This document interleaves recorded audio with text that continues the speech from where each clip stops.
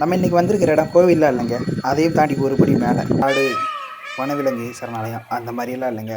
அதையும் தாண்டி அதெல்லாம் ஒரே இடத்துல இருக்கிற மாதிரி காடு கல்லூரி தாங்க. பலரோட கனவுகள், பலரோட நினைவுகள் எல்லாமே இங்கே தாங்க இருக்குது. இது எந்த காலேஜ்னு தெரிஞ்சால் கமெண்ட் பண்ணுங்கள். ஆனால் இந்த வாட்டி ரசித்த மாதிரியா இந்த காலேஜை நான் எந்த வாட்டியுமே ரசித்தது இல்லைங்க. ஏன்னா வீடியோ எடுத்ததுனால தான் அதை ரசிக்கவே தோணுச்சு. இருக்குன்னு எனக்கு இப்போ தாங்க தெரியும்.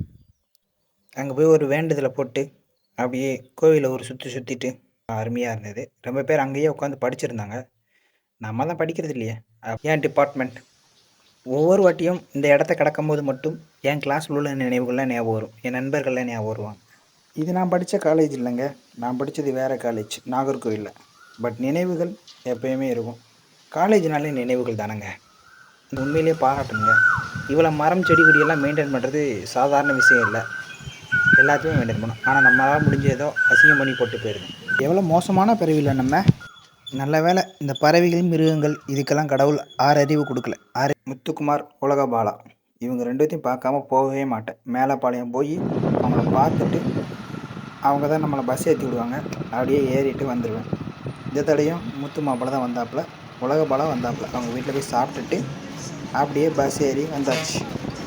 Okay, Tata, bye bye. அடுத்த வீடியோவில் சந்திப்போம்.